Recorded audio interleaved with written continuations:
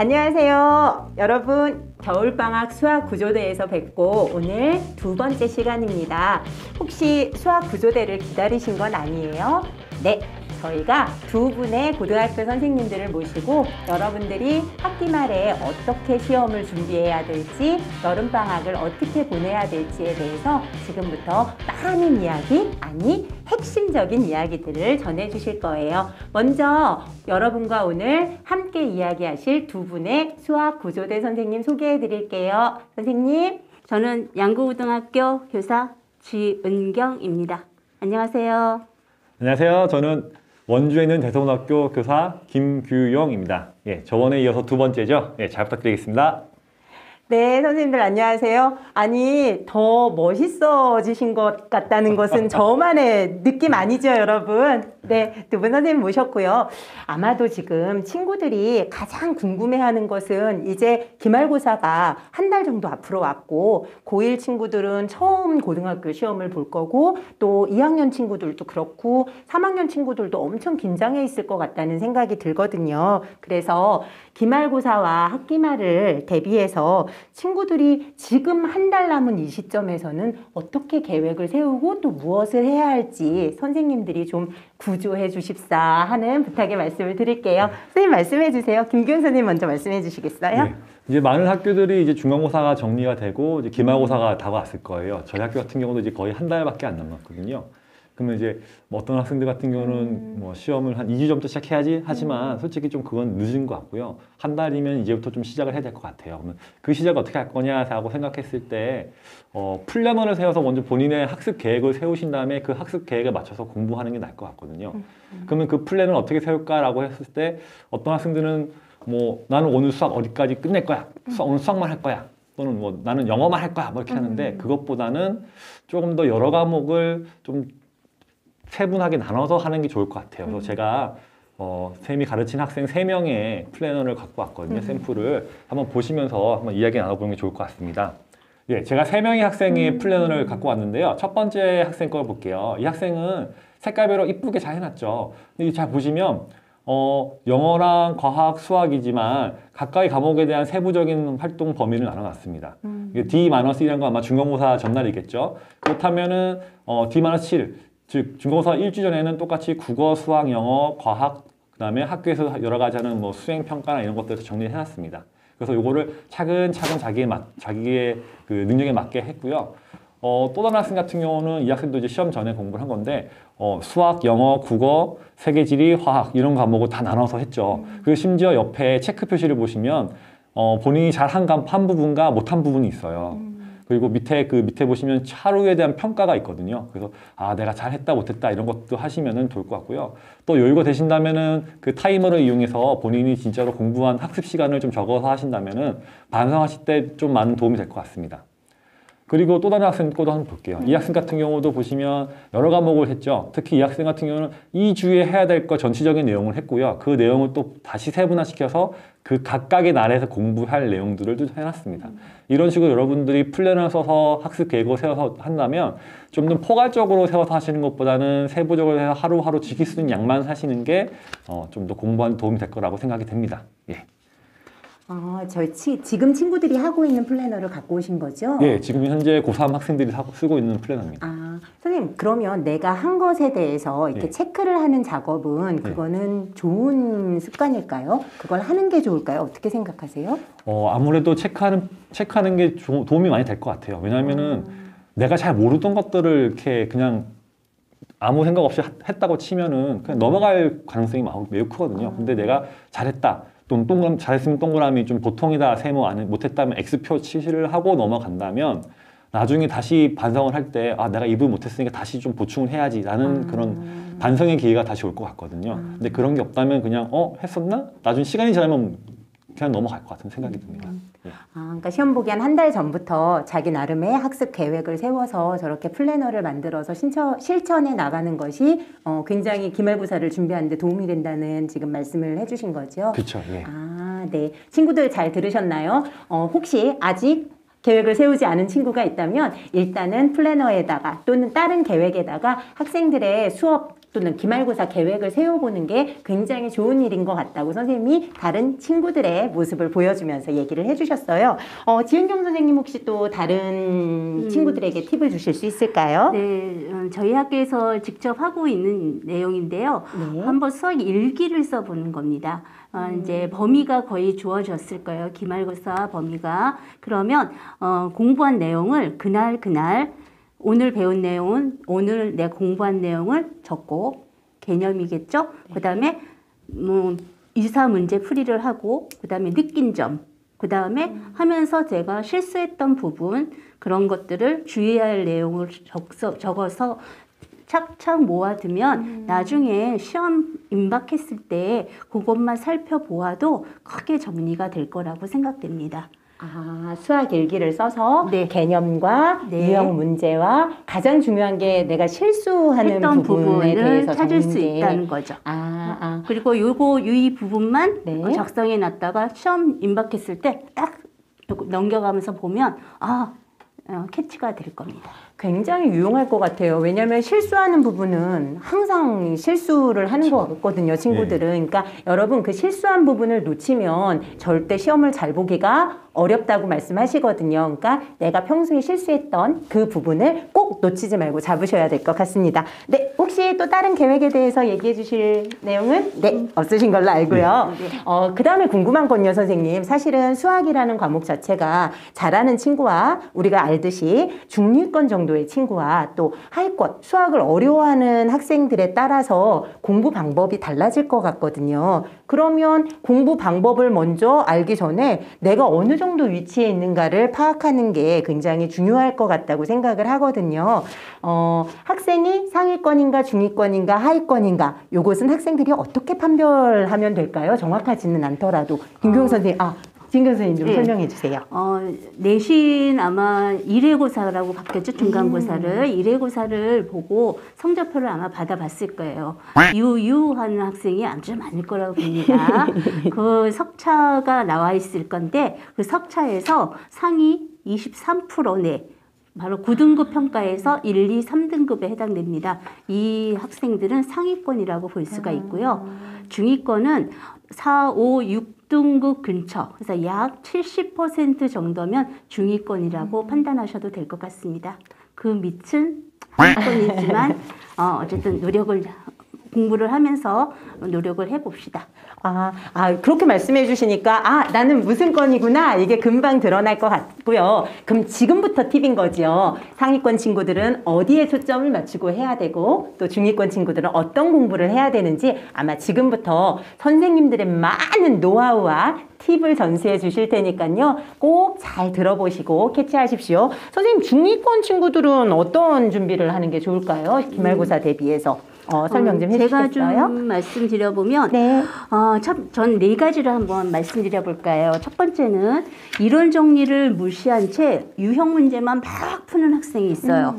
이 학생들은 상위권 진입하기는 좀 어려운 조건을 가지고 있을 거예요. 그렇게 하면 그래서 많은 문제를 풀기보다는 본인이 틀린 문제를 반복해서 풀고 그다음에 실수를 줄여 나가는 것이 아주 바람직한 학습법이라고 생각할 수 있습니다. 두 번째는요. 본인이 잘못된 생각에 오류가 발생하면 이거는 쉽게 바꿀 수가 없어요. 그래서 내가 한번 머리에 잘못 박히면 제가 잘못 박히면이라고 하는데 잘못 박히면 그걸 뒤집어 놓기가 상당히 시간이 많이 걸리고 노력도 많이 필요하답니다. 그래서 본인이 잘못된 사고방식을 하고 있는 그런 것들이 있으면 여러 번, 5번 이상은 반복해서 풀어서 그것을 극복해 내셔야 됩니다. 세 번째입니다. 수학 과목은 결코 암기 과목은 아니에요. 그런데 교과서나 문제집이나 보면 필수적으로 나오는 개념과 유형 공식이 있어요. 그 공식과 유형들은 사실상 암기에 가깝게 외워두는 것이 좋습니다. 그러면 어떠한 상위권 문제가 나오더라도 시간도 줄일 수 있고 그런 게 있었지 그곳에서 조금만 변형하면 되겠네 그래서 응용을 할 수가 있는 자신감이 생길 겁니다. 그 다음에 개념을 이해가지 않을 부분도 있어요. 나는 이걸 암만 해도 이해가 안 가. 암만 해도 이해가 안 가. 이럴 때 있는 그냥 암기해 버리세요. 그게 속이 편하고 마음이 편하실 겁니다. 네 번째입니다. 마지막이죠. 시험 범위가 정해지면 이게 가장 중요한 팁일 것 같은데요. 시험 범위가 주어졌어요. 소단원이 1, 2, 3, 4, 5단원까지가 시험 범위야 이렇게 나왔어요. 그러면 많은 학생들은 이렇게 공부해요. 1단원을 아주 확실하게 정복을 할 때가 다 됐어 할 때까지 풀고 그 다음 다 되면 2단원 풀고 3단원 풀고 그러면 시간이 많이 흘러가고 나중에 5단원 풀 때는 1단원의 개념이 희미해져요. 그래서 내가 뭐 했었더라? 이렇게 되고 지루하고 그 다음에 점점점 자신감도 떨어지게 되고 이런 것이 반복되거든요. 그래서 제가 가르쳐주고 싶은 팁은 1단원부터 5단원까지가 시험 범위다. 그러면 1단원의 쉬운 문제, 즉 예제 문제 같은 것을 1단원부터 5단원까지 쭉 풀어갑니다. 그 다음에 난이도를 좀 높여서 중단원 문제에 있는 것 같이 그런 문제들을 쭉 또 1단원부터 5단원까지 풀고 그 다음에 이제 됐어 그러면은 더 난이도를 높여서 1단원부터 5단원까지 풀어갑니다. 이렇게 학습을 하면 개념이 계속 반복적으로 숙제가 될 수가 있고요. 아마 자신감도 금방 한 단원 끝날 때마다 자신감도 생기고 성취감이 높아질 겁니다. 이렇게 공부해 보시면 아마 많은 도움이 될 것 같습니다. 네. 아주 좋은 팁이 됐을 것 같고요. 네, 그럼 김규영 선생님 네. 학생들에게 팁을 좀 주시겠어요? 네. 중위권 학생입니다. 네. 저는 한 4가지로만 말을 한번 해볼게요. 네. 첫 번째, 수학이라면 많은 학생들이 수학은 문자라고 생각을 하는데 저는 그렇게 생각하지 않거든요. 수학은 정의에서부터 시작하는 학문입니다. 우리가 많이 하고 있는 유클리드 원론도 보시면 처음 시작할 게 정의로부터 시작하거든요. 그러니까 여러분들이 수학 공부하실 때 잘 되는 이유가 그 어떤 개념을 단순 문제 푸는 거는 잘 되는데 활용하는 거가 좀 어려울 거예요. 그 활용하는 게 왜 어렵냐고 보면 그게 어떤 개념에서 시작해야 되는데 그 개념을 잘 이해 못하고 단순히 공식에 대입하고자 하고 하니까 잘 안 되는 거거든요. 그렇기 때문에 여러분들이 문제를 잘 풀고 좀 더 중위권, 상위권 올라가기 위해서 공부하신다면은 개념에 대한 정의를 먼저 이해하시고요. 그거를 활용하는 방향으로 공부하셔야지만 좀 더 여러분들이 쉽게 접근할 수 있을 겁니다. 그 두 번째 같은 경우는 이게 지금 저희가 하는 게 기말고사 대비잖아요. 네, 맞습니다. 결국 기말고사라는 거는 교과서 위주에서 문제가 많이 나오거든요. 그쵸. 선생님들이 문제 낼 때 대부분 교과서에서 많이 내실 거예요. 저도 그렇게 내고요. 근데 친구들한테 시험 기간에 저도 친구들이 많이 물어보죠. 선생님 시험 문제 어디서 나와요? 어렵나요? 쉽나요? 해서 저는 항상 쉬우면 쉽다, 어려우면 어렵다, 또는 교과서 많이 나와 하면 항상 친구들은 에이 거짓말 이러거든요. 맞아요. 네, 선생님들도 결국 내신 문제라는 건 교과서 밖이라고 좀 있지만 교과서 많이 낼 수밖에 없어요. 그렇다면 친구들은 교과서 문제를 좀 많이 풀어보시는 연습을 좀 하셔야 될 것 같아요. 네. 그게 두 번째라면 세 번째는 그러면 이 교과서를 많이 풀 때 어떻게 풀 거냐 그 팁을 한번 드릴게요. 네네. 처음에 한번 천천히 풀어보세요. 풀어보시는데 모르는 게 있으면은 혼자 고민하는 시간을 좀 오래 가지신 것도 도움이 될 것 같아요. 근데 좀 나는 공부할 때 시간이 좀 부족해서 좀 힘들다 하시는 분들은 그 부분을 살짝 뛰어넘고 뒷부분을 한번 이어가 보세요. 그래서 한번 쭉 나가시는데 그때 모르는 거나 중요한 부분이 있으면 그때 체크를 한번 해보세요. 체크를 한번 다 하시고 그리고 다시 한번 처음부터 풀어보세요. 그때는 물론 처음 다 푸는 게 아니라 본인이 체크한 부분에 대해서만 푸시면 될 것 같아요. 그렇게 한번 다시 또 돌면은 두 번째 돌 때 첫 번째 체크했던 부분이 이해되거나 그런 문제는 다시 체크를 해제하시고요. 다시 세 번째는 체크되는 문제만 다시 한번 해보시고 이렇게 몇 번을 반복하시면 본인이 몰랐던 개념을 좀 더 확실하게 이해를 하실 수 있거든요. 그리고 여러 번 하면 할수록 내가 몰랐던 것도 새롭게 알게 되고요. 내가 알았던 것도 그 속에서 또 새롭게 또 알게 되는 경우가 많아요. 저도 친구들한테 수학을 가르치면서 그런 경우를 많이 경험했거든요. 나는 요만큼 있으니까 다 이만큼 알았어 했는데 막상 친구들 설명하려고 다시 하다 보니까 이게 다른 부분하고도 연결되는 거예요. 그러니까 좀 더 이해하기가 쉬워지고 기억도 오래 남고 그렇게 좀 하시면 도움이 될 것 같습니다. 그리고 네 번째가 친구들하고 수학과 관련된 이야기를 좀 많이 나눴으면 좋겠어요. 우리가 저도 그렇지만 선생님들도 아마 그러실 것 같아요. 선생님이 수업 시간에 수업 내용을 하시면 기억은 잘 안 나요. 근데 수업 이해 내용을 하시면 그거는 기억이 잘 나요. 그렇죠? 맞아요. 저는 네. 그 내용은 그 지금도 막 네. 하는 것도 있거든요. 그것처럼 여러분들 좀 재밌게 하시면은 이해가 많이 되기 때문에 기억도 많이 남고 친구들하고 수학과 관련 내용을 좀 하다 보면은 그 중간중간 에피소드가 있으면 그때 그 에피소드 통해서도 기억이 또 남을 수 있거든요. 그러니까 친구들하고 좀 이야기도 많이, 수학적으로 이야기를 좀 많이 하시고 하시면 도움이 될 것 같습니다. 선생님들이 지금 4가지 팁을 주셨거든요. 그래서 그걸 가지고 중간고사, 아니죠. 기말고사를 준비하시면 아마 중간고사보다는 조금 더 좋은 성적, 뭐 성적이 중요한 건 아니지만 우리의 자신감을 살릴 수 있기 때문에 노력하시면 가능할 것 같습니다. 중위권 친구들에게 이제 이런 말씀을 해주셨는데, 이제 우리가 가장 고민이 되는 건 수학이 싫어요. 수학을 못하겠어요. 하는 우리 하위권 친구들도 놓을 수는 없잖아요. 그렇죠. 그죠, 선생님? 그 친구들은 어떻게 공부를 해야 될지 좀 알려주시면 좋을 것 같아요. 하위권 학생들은 일단은 관심이 좀 많이 떨어진 상태인 것 같아요. 그래서 나는 이번 기말고사만은 좀 해보겠다 하면은 개념부터 일단 파악하고 옆에 친구들한테 물어보시는 겁니다. 그래서 물어보면서 개념 파악하고 그런 거구나. 그렇게 됐으면 예제 문제를 푸세요. 어디에 있는 예제 문제? 교과서 예제 문제가 가장 중요합니다. 선생님들 아까 김기영 선생님도 말씀하셨죠? 선생님들이 시험 출제할 때 자료는 교과서가 1순위입니다. 대부분 70% 이상 내시는 분도 많았고요. 저는 저번에 90% 냈어요. 그랬더니 학생들의 자신감이 빵빵해져 갖고 아주 성적도 좋고 그 다음에 기말고사에 대해 기대감이 높아지고 있더라고요. 여러분도 포기하지 말고 차근차근 많이 하려고 하지 마세요. 점수를 한꺼번에 내가 40점이었는데 80점으로 올릴 수는 없는 거예요. 그러니까 욕심은 조금 버리고 차근차근 다지듯이 예제 문제와 개념을 파악해가면서 문제를 준비하면 아마 크게 도움이 될 거라고 생각합니다. 여러분 잘 들으셨죠? 김경 선생님도 한 가지 팁을 좀, 여러 가지 팁을 알려주시면. 똑같습니다. 저도 보시면 기본적인 개념을 이제 공부해야 될 것 같아요. 그러니까 본인이 어느 위치에 따라서 학습하고자 하는 목표가 다르잖아요. 모든 문제 다 맞추겠다 이거는 아닌 것 같으니까 나는 그러면 좀 쉬운 문제 위주로 공부해서 맞추겠다라는 친구들은 교과서에서 쉬운 부분을 좀 내시면은 많은 도움이 될 것 같아요.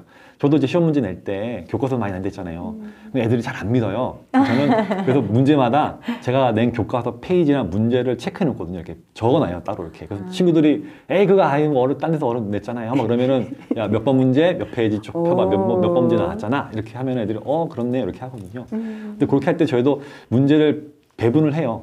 쉬운 문제, 중간 문제, 어려운 문제 배분해서 되거든요. 그렇기 때문에 하위권 친구들이라고 한다면 중위권, 그 다음에 상위권 문제를 맞추기도 좋지만 그것보다는 좀 더 하위권, 그러니까 좀 쉬운 문제 위주로 공부를 해서 그걸 맞춘다면은 점수가 어느 정도 올라가서 본인의 등급이나 이런 실력 향상에 도움이 될 거라고 생각이 됩니다. 그리고 두 번째 생각해보면은 저도 주변에서 친구들 많이 보면은 약간 좀 의기소침한 친구들이 많아요. 저는 원래 수학 못했어요. 저는 원래가 어딨니? 라는 말을 하거든요.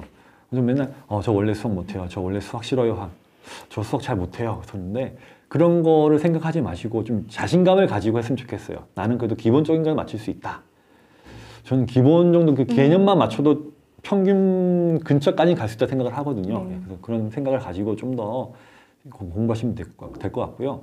그다음에 이런 친구들 보면 가끔 보면은 핸드폰에 많이 빠지는 친구들. 물론 저도 이제 핸드폰 많이 이제 좋아하는데 공부할 때는 잠시 핸드폰을 좀 멀리 두고 하는 방법, 또는 이제 자신이 공부하는 타이머를 이용해서 시간을 한번 측정해보는 방법, 이런 것도 좀 주변 유혹에서 좀 벗어나는 연습도 좀 해놔야지만 좀 되지 않을까라는 생각을 해봅니다. 친구들 지금 혹시 옆에 핸드폰이 또 있고 계속 카톡이 울리고 그러고 있진 않나요? 아무래도 마음을 먹었으면 주위에 나를 괴롭히는 것들은 잠시 묻어두는 게 좋다는 말씀이신 것 같고요. 지금 두 분 다 같은 얘기 해주셨어요. 교과서에 예제 문제, 그죠? 예제 문제만이라도 맞추면 그게 개념을 쌓아가는 기본이라고 하니까 포기하지 마시고 지금 당장 교과서 펴시고 개념 문제 한번 풀어보시면 어떨까 그런 생각이 드네요. 자, 이쯤에서 아니 선생님들은 왜 우리에 대해서는 얘기를 안 해주시나 하시는 그런 공부를, 수학을 좋아하고 잘하는 그런 친구들에게 더 열심히 할 수 있는 그런 팁을 한번 알려주시겠습니까? 어느 분이 먼저? 저부터 할까요? 네, 김기현 선생님 먼저 해주세요. 수학을 좋아하는 친구들은 그 속에서 즐거움을 많이 갖죠. 네. 푸는 자체의 즐거움을 갖고 하는데 어떤 친구들 보면 쟤 좀 이상한 애 아니야 싶은데 그렇죠. 좋아하는 친구들이 많습니다. 근데 그런 친구들은 어떻게 하냐면은 고난이도 문제를 좀 풀어봤으면 좋겠어요. 교과서에 보시면 보통 교과서가 대부분 좀 쉽게 나오는 추세인데 중간중간에 어려운 문제 몇 개씩 있거든요. 또는 그 단원이 끝날 때 뒷부분 보면 탐구 활동 문제 있고 그런 것들을 좀 풀어보면서 한번 생각을 정리하시는 것도 도움이 될 것 같고요. 아니면은 모의고사나 수능 기출문제가 모아놓은 그런 문제집 같은 게 있으면 그런 거를 활용해서 문제를 풀어보시면 도움이 될 것 같습니다. 그리고 아직까지 그 대학 전형에 논술 전형이 있어요. 그 논술로 이제 학생들 뽑는 대학이 있는데 그 대학을 가시면 논술 기출문제를 다 제공을 합니다. 그리고 그 기출문제를 보시면 그 본인 문제 밑에 그 대학 논술 기출문제 밑에 그 출제 근거 단원이 나와요. 그리고 보시면서 이 단원에 관한 문제구나 라고 보시면 논술 문제를 풀어보시면 좀 많이 도움이 될 것 같아요. 논술이라는 게 단순히 계산을 위한 문제가 아니거든요. 이 논술 문제라는 거는 기본적인 개념을 활용하거나 아니면 통합적 사고 능력을 묻는 문제이기 때문에 이런 문제를 풀어보시면서 또 이게 서술형이에요. 그러니까 단순히 계산 문제에서 객관식 맞추는 게 아니라 그러니까 자신의 생각을 정리하는 과정도 좀 도움이 될 것 같습니다. 그리고 다 하시면 대부분의 대학이 또 문제뿐만 아니라 답지도 같이 올려줘요. 그러면 본인이 푼 거랑 대학에서 요구한 그 답지 기준 표를 보시면서 내가 이 부분에서 이렇게 실수했구나 또 이렇게 접근하는 게 맞는 거구나 라고 하면서 피드백을 받는다면은 기본 그 난이도 높은 문제들을 해결하는 방법뿐만 아니라 서술형을 정리하는 방법에서도 도움을 받을 수 있을 것 같습니다. 그런 문제는 대학에 들어가 보면 찾을 수 있나요? 네, 논술 전형을 뽑는 대학 홈페이지 가시면 입학처에 홈페이지 가시면 다 있습니다. 네, 친구들 좋은 팁인 거 아시죠? 네, 지은경 선생님. 저도 비슷한 얘기인데요. 저는 일단 모의고사 수능에 출제되었던 기출문제를 풀어보는 것을 권합니다. 그런데 문제풀이를요, 단순 답맞추기를 하지 마시고 서술형 평가에 답안을 쓰듯이 문제풀이를 하는 겁니다. 그러고 나서 답지를 보고 자기 거와 자기가 작성한 거라 비교를 해본 다음에 부족한 부분은 보완하고 그 다음에 내가 잘 몰랐던 부분, 빼놓은 부분이 있으면은 다시 수정해보고 이런 과정을 거치면 아마 체계적이고 논리적으로 수업할 수 있는 자세가 바뀔 수 있을 겁니다. 근데 이렇게 풀면 문제풀이를 하다 보면은 서술형 평가에도 당연히 도움이 되겠죠. 그리고 상위권 친구다 보니까 친구들이 자주 질문을 할 거예요. 그런데 설명을 해주면서 나 자신이 느끼는 것이 많을 수 있습니다. 내가 이 부분을 친구가 이걸 왜 그래? 그러면 설명하다 나도 막히는데 그럼 그거 자기가 확실하게 모르는 부분이에요. 그래서 친구들이 물어오면 적극적으로 대답하고 그것을 해결해 주려는 노력을 하는 자체가 자기한테도 도움이 될 겁니다. 제가 항상 얘기하는 말이 있어요. 수학은 자만을 하면은 망하는 지름길이 됩니다. 절대 자만하지 마시고 친구한테 도움도 주고 본인의 성적도 유지하면서 한번 공부해 보시기 바랍니다. 네, 오늘 그래서 읽었는데 문제를 이해하는 가장 좋은 방법이 말로 또는 그림으로 설명하기라고 나와 있더라고요. 그러니까 잘하는 친구들일수록 가장 정도를 가서 내가 정확하게 개념을 알고 있는지 한번 짚어주는 그 작업도 굉장히 필요한 것 같다고 말씀해 주신 것 같습니다. 지금 선생님들이 설명하시면서 서술형 평가 얘기가 나왔거든요. 근데 사실 친구들이 답을 체크하는 거는 참 쉬운데 서술형 평가 쓰기를 굉장히 힘들어 하거든요. 그러니까 미리 습관이 되어 있지도 않은 친구들도 있고 그래서 서술형 평가를 볼 때의 팁을 좀 주실 거죠? 선생님? 예, 저부터 할까요? 네. 서술형 평가를 푸실 때 먼저 그 대부분 문제가 좀 쉽게 선생님들이 내시는 경향이 좀 있어요. 물론 어려운 문제 내시는 분도 있지만 쉽게 내는 경향도 있고요. 배점이 좀 큽니다, 보통은. 저희 같은 경우는 저가 이제 낸 중간고사 때 보면은 저희는 지필 70에 서술 30이었거든요. 예, 네 문제 30이니까 7점, 7점, 8점, 8점이에요. 그러니까 웬만한 객관식보다 점수 배점이 높은 편입니다. 근데 어떤 친구들 보면은 매년 보면 객관식을 먼저 푸는데 이거 풀다가 시간 없어서 서술형 그냥 내버려요. 그러면 일단 기본 30점은 까고 시작하는 거죠. 그래서 저는 항상 친구한테 얘기하는 게 서술부터 풀어라. 본인이 풀 수 있는 서술부터 풀어라. 그 다음에 객관식 넘어가서 문제 풀어라 라고 얘기합니다. 네, 그거 한번 해보시면 그렇게 하시면 좋을 것 같고요. 그 다음에 채점을 하다 보면은 많은 학생들이 실수를 많이 해요. 근데 그 실수가 뭐냐면 덧셈, 뺄셈, 곱셈, 나눗셈. 예, 실수를 많이 합니다. 뭐 2 더하기 3을 6 이렇게 쓰는 친구도 있고요, 진짜로. 아이고 안타까워. 근데 이 친구들이 성적이 나쁜 친구들이 아니에요. 상위권 친구들도 실수를 많이 해요. 그러니까 긴장하지 않도록 좀 연습을 좀 하시면 좋겠고요. 아마도 그런 건 또 시간이 쫓기다 보니까 그렇게 되겠죠. 그러니까 좀 여유를 갖고 하시는 게 도움 될 것 같습니다. 그리고 어떤 친구들 같은 경우는 백지는 친구도 있어요. 좀 마음이 안타깝죠. 물론 저는 채점할 때 좀 기분이 그렇진 않는데. 채점은? 채점은 시원시원하게 나가기는 하는데 가슴이 좀 아픕니다. 근데 어떤 친구들 보면은 좀 못하는 친구들이지만 좀 끄적끄적한 친구도 있어서 제가 보다 보면은 중간중간에 점수를 줄 사항이 있어요. 이것처럼 본인이 모른댔을 때 그 모르는 게 전부 모르는 게 아닐 수도 있거든요. 그렇기 때문에 본인이 아는 한도 내에서는 어느 정도 서술을 해주는 게 그게 서술형 시험 문제 내고 채점하는 거에 대한 어떤 취지잖아요. 그러니까 뭐 아는 정도는 좀 써줬으면 좋겠다. 그러면 좀 점수를 받지 않을까라는 생각을 합니다. 그리고 이런 거 하다 보니까 이제 수행평가도 같이 나오잖아요. 네네네. 수행평가를 어떻게 하면 좋을까 생각해봤더니 보통 대부분 선생님들이 수행평가를 낼 때 그 기준이 있어요. 어떤 우리가 이런 거에서 점수를 얼만큼 주겠다, 또 이 부분에서 어떤 점수를 주겠다 이런 게 있거든요. 아마 공개를 해달라고 하면은 선생님들이 공개를 해주실 것 같습니다. 예, 그래서 그 채점 기준표를 보시고요. 내가 이 수행평가를 할 때 이 부분에선 요런 거를 보시니까 그럼 여기를 그러면 이렇게 좀 채워야겠다. 또 이 부분 이렇게도 보시는구나. 그럼 이 부분도 이렇게 채워야겠다. 이런 식으로 채점 기준표에 해당하는 부분을 좀 어느 정도 자신이 확인하시고 좀 채워 넣으시는 게 수행평가에 좀 좋은 점수를 받는 데 도움이 되지 않을까라는 생각을 합니다. 김규영 선생님이 지금 두 가지 평가를 다 잡아주셨거든요. 수행평가는 채점 기준이 있으니까 그 기준을 선생님께 여쭤보면은 알 수 있다는 얘기인 거죠.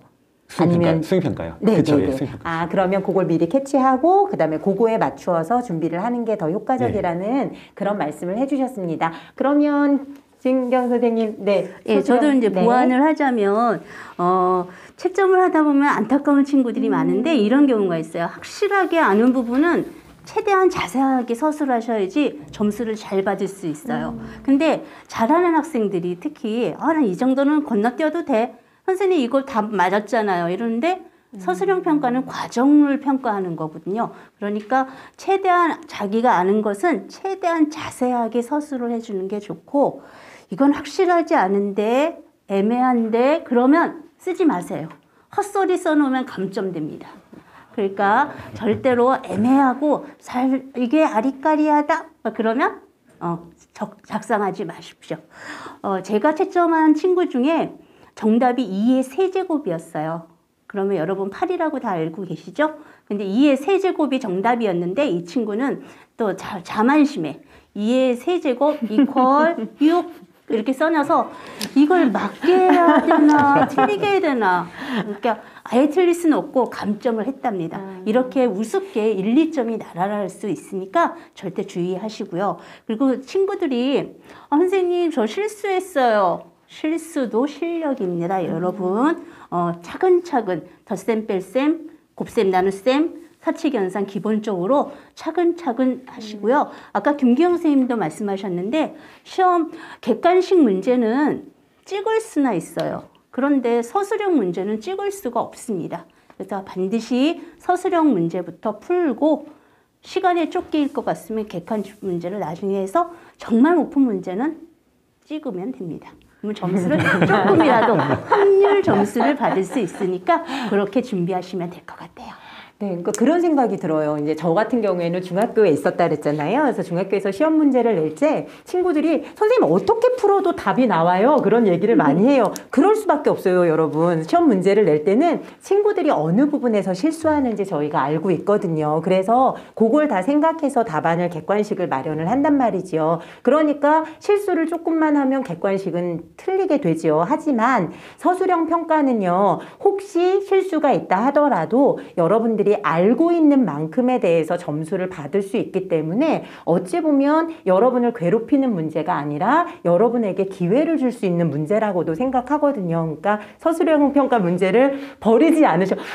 빈 공간에 쓰는 거를 너무 두려워하지 않았으면 좋겠다는 생각이 선생님도 듭니다. 자, 그러면 우리 기말고사 친구들 다 봤네요.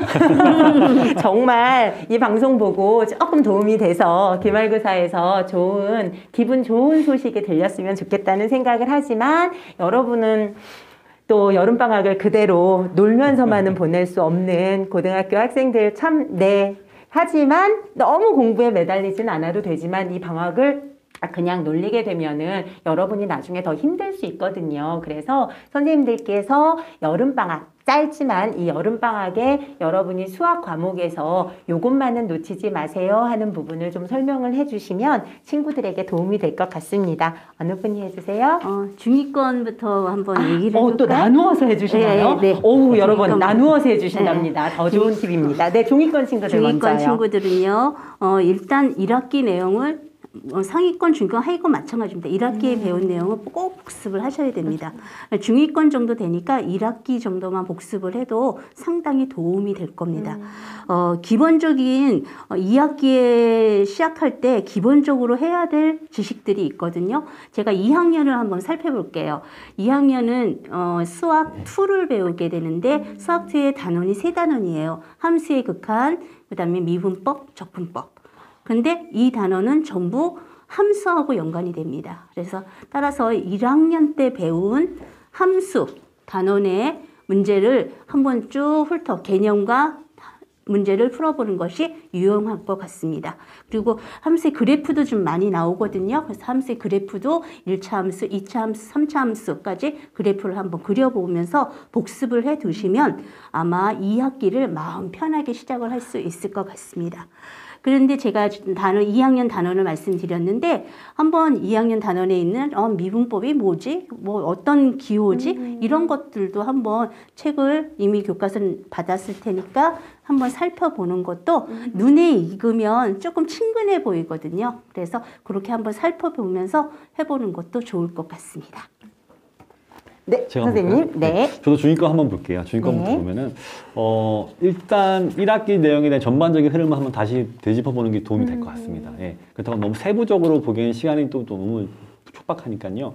전반적인 기본 핵심 개념이나 중요 개념, 문제 이런 거 유형, 대표 유형 이런 거 위주로 한번 보시고 그다음에 2학기에 배울 내용을 한 번 더 살펴보시는 게 2학기 준비에는 도움이 될 것 같거든요. 2학기 1학년들 보면은 보통 1학년 같은 경우에 1학기 때 다항식과 방정식과 부등식, 그다음에 도형의 방정식 정도 배울 거예요. 예, 그래서 그거 한번 해보시고 한번 다시 보시고요. 2학기 때는 그다음에 2학기 때는 집합과 명제, 그다음에 함수, 그러니까 수녀가 조합 파트를 아마 할 겁니다. 이 부분 한번 보실 건데 아마 이 부분이 함수 부분이 좀 많이 잘 해놓으셔야지 나중에 좀 도움이 될 거예요. 함수가 계속 친구들을 괴롭히는 부분이거든요. 그리고 이제 집합과 명제는 여러분들이 의외로 되게 쉬워요. 여기는 이제 어떻게 아까 말했던 듯이 그 정의를 잘 활용하는 부분이거든요. 그러니까 어렵지도 않고 그래서 한번 혼자 공부해 보시면 도움이 될 것 같고요. 수녀가 조합은 나중에 학률과 통계에 넘어갈 때 좀 많이 필요한 부분이거든요. 이 부분을 잘 하셔야 되는데 이 부분도 한번 혼자 해보시면은 처음에는 감을 잡기가 좀 어려울 수 있어요. 이때는 그러면 EBS 인강이나 이런 거 좀 통해서 한번 기본 개념을 좀 이해하시면 좀 쉬울 것 같습니다. 이게 친구들이 지금 저도 3학년 이제 학문과 통계를 가르치는데 네.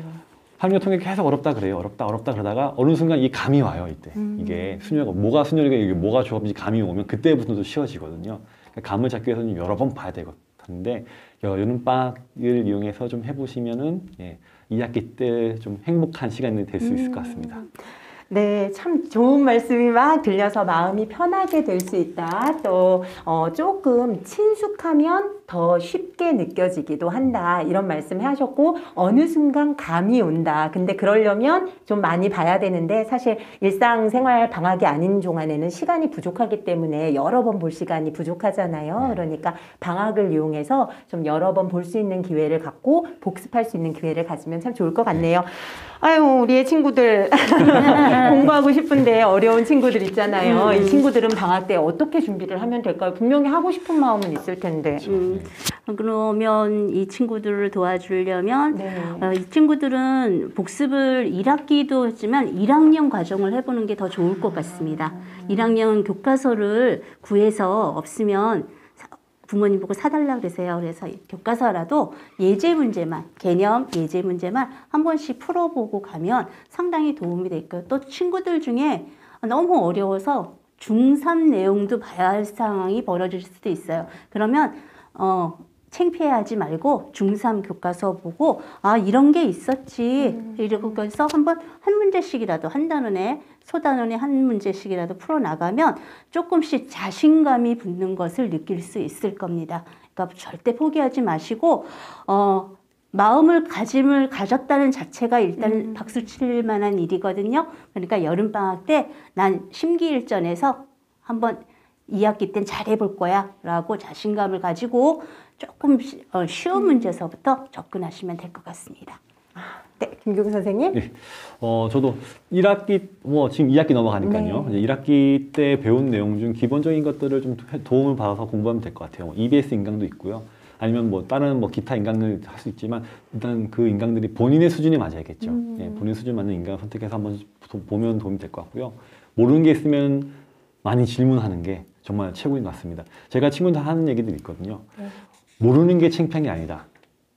모르면서 아는 척 하는 게 창피한 거다라고 얘기하는데 아주 명언인데요. 네. 네, 그렇게 모르는 거 있으면 계속 적극적으로 물어보시면 도움이 될 맞아요. 것 같아요. 아까 지은경 선생님이 말씀하신 것처럼 내가 공부하겠다는 마음을 가진 친구들은 이미 박수 받을 능력이 되고 그런 위치에 있는 것 같습니다. 제가 이제 고3 담임인데 저희 반 애들 상담 한번 쭉 했을 때 성적이 좀 하위권인 친구들 갑자기 저 대학 가고 싶어요 라고 하면서 그럼 제가 너 그러면 이 내신으로는 수시 가기 좀 힘들 수도 있으니까 한번 정시 가볼래? 했을 때 네 하고 이제 공부를 하겠습니다 라고 하더라고요. 그래서 근데 보통 고3 보면 3, 4월 달에 그런 이제 다들 마음가짐 가지고 가다가 다시 흐지지는 시간이 있는데 지금 이제 저희 반 친구들 보니까 다들 열심히 하는 거예요. 실제로 이제 중간고사 성적도 봤는데 찍고 자는 친구가 거의 없을 정도로 그래서 제가 이 친구들 보면서 이 친구는 이렇게 계속하면 좀 될 수 있겠다라는 생각을 했거든요. 그 친구들도 그렇게 공부하면서 자신의 성적이 올라가는 거 보니까 자신감은 없는 것 같고 그래서 여러분들도 중간고사 때 그런 자신감을 좀 얻는 시간을 가졌으면 좋겠습니다.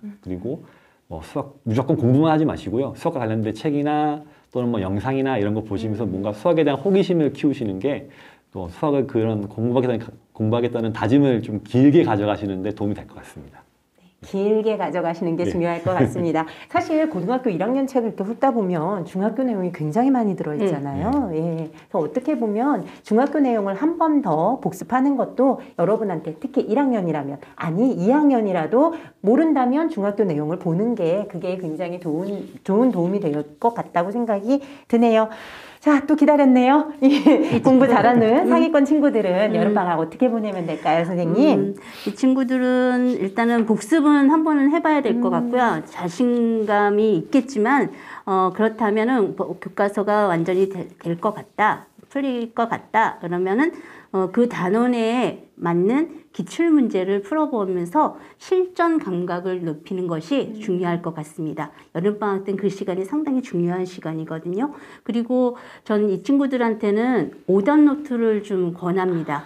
실수한 부분은 계속 실수하거든요. 아까도 말씀드렸지만 실수한 부분을 극복하기 위해서는 상당히 시간도 많이 걸리고 노력도 많이 해야 돼요. 이 친구들도 분명히 그 실수하는 부분이 있거든요. 그러니까 이 친구들도 오답 노트를 작성을 해서 기출문제에 대한 오답 노트를 작성을 해서 한번 작성을 해보고 연관된 개념을 적어서 보고 그러면은 아주 충분한 복습도 되면서 체계적으로 공부를 할 수 있을 것 같습니다. 2학기에 배울 내용 아까 중위권 친구들 얘기할 때 들으셨죠? 단원이 일단은 생소한 단원이에요. 함수의 극한, 미분법, 적분법. 그러니까 이 단원을 공부하기 위해서는 그 함수 상당히 중요한 단원이거든요. 그리고 앞으로 배울 것에서도 상당히 연관이 많이 되니까 함수 부분에 기출문제도 많이 풀어보고 그래서 함수에 대한 개념을 확실하게 하고 준비하고 2학기를 맞이하시면 좋을 것 같습니다. 네, 지은경 선생님은 특별히 2학년 친구들에게 더 팁이 되는 고등학교 2학년 친구들에게 팁이 되는 말씀 해주셨습니다. 김경 선생님. 저는 전체적으로 한번 해볼게요. 네. 1학기 내용에서 그냥 일반적인 문제들 말고 좀 어려운 문제들 위주로 좀 많이 풀어봤으면 좋을 것 같아요. 그러니까 다 풀어보지 않더라도 기출문제 중 대표적인 거 몇 개를 풀어보시고 2학기 때 내용을 좀 더 깊이 있게 한번 공부하시는 게 도움이 될 것 같습니다. 물론 인강도 있고 학원도 있고 과외도 도움이 받을 수 있겠지만 그런 것보다는 공부한 다음에 본인 혼자 스스로 공부하는 시간을 좀 많이 가졌으면 좋겠어요. 고등학교 오면은 이제 진교생들 아시겠지만 상위권 친구들 대부분 학원에 의존하는 친구들은 많이 아니에요. 의존하죠. 네. 그 대부분 친구들 혼자 공부하는 친구들이 많거든요. 네. 혼자 공부해서 그 학습한 내용을 본인 걸 만드는 시간을 갖는 친구들이 많거든요. 그러니까 너무 사교육에 의존하지 마시고 본인의 시간을 갖고 공부하시는 게 도움이 될 것 같습니다. 친구들이 저한테 이제 수학 문제 풀 때 모르는 거 질문을 하잖아요. 그럼 저는 보고 고민하다가도 이거 이렇게 한번 풀어봐. 이렇게 하면은 친구들 이렇게 풀어보고 선생님 풀렸어요. 그러고 나서 근데 이거 어떻게 알았어요? 이렇게 물어보거든요. 그래서 저는 풀어본 것도 아닌데 아는 거는 이 계속 풀다 보면은 감이라는 게 생기잖아요. 그렇죠? 그러니까 이 친구들 상위권 친구들 같은 경우는 결국은 내신도 그렇지만 모의고사 같은 경우에서 우리가 흔히 말하는 킬러 문제 이런 것들을 이제 좀 맞춰야지만 등급이 2등급이나 3등급 올라가고 그런 친구들이기 때문에 좀 난이도 있는 문제를 좀 많이 풀어보면서 기본 개념을 익히고 그 개념을 익힐 때는 이게 왜 나왔을까? 이게 어떤 공식이 왜 여기서 쓰일까? 이런 것들을 한번 고민하는 시간도 필요할 것 같습니다. 예. 네. 킬러 문제가 있군요. F킬러로 확? 네. 본인의 본인의 문제를, 시간을 갖는 것이 되게 중요하다. 자꾸 듣고, 들어서 도움이 되는 부분이 있지만, 그것을 자기 것화해서 그럴 시간이 충분히 필요하다는 선생님의 말씀이 굉장히 인상적이었습니다. 선생님들은 여러분 옆에서 항상 지켜봐 주시고 박수 치고 계시거든요. 그러니까 아까 말씀하셨던 대로 모르는 것이 부끄러운 것이 아니라 모르는데 아는 척하는 것이 부끄럽다는 말이 저는 참 인상적이었거든요. 주위에 선생님들께 도움을 청하셔도 될 것 같고요. 부모님들, 선생님들은 항상 여러분을 응원하고 있다는 거 잊지 않으셨으면 좋겠습니다. 그러면 오늘 마지막으로 이제 한 달 후에 기말고사를 앞둔 우리 친구들에게 응원의 메시지 좀 남겨주시면 좋을 것 같습니다. 저는 열심히 노력한 친구들한테 후회되지 않는 성적표를 받기를 기원합니다. 노력한 대가는 언제나 자기한테 돌아오기 마련이군요. 그러니까 꼭 노력해서 아마 좋은 점수, 조금이라도 상향된 점수를 받도록 노력해 보세요. 여러분 화이팅입니다. 저는 여러분들이 목표한 바를 꼭 이루시기를 바라겠습니다. 그 목표한 바를 이뤄서 성취감을 꼭 맛보시기를. 정말 달콤하거든요. 그렇죠? 네, 맞아요. 맞아요. 네. 저희가 점수도 물론 중요하겠지만 저희는 여러분들이 그 성취감을 얻어가면서 스스로 자신감을 갖고 여러분들의 인생을 그렇게 살아나가시기를 그걸 가장 바라고 있는 사람들인 것 같습니다. 수학구조대 보신 분들은 알 텐데요. 저희의 마지막 구호가 있거든요. 네, 구조대 선생님들 준비되셨나요? 네. 네. 여러분, 수학의 끈을 놓지 말아요. 제발.